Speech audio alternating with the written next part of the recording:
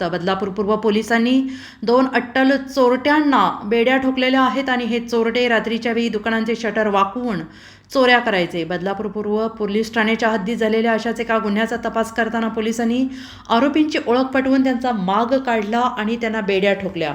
दीपक उर्फ जोथा शैलेश झा आणि आकाश उर्फ राजू उर्फ बटल्या संतोष सिंग अशी त्यांची नावं आहेत।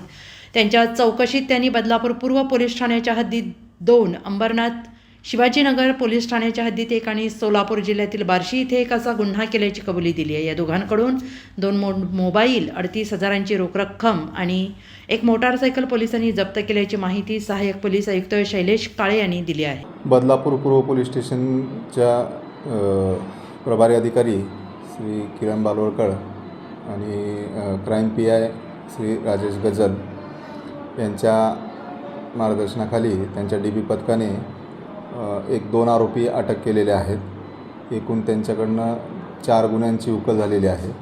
त्यापैकी 3 गुन्हे जे आहेत ते आपल्या ठाणे शहर हद्दीतील आहेत।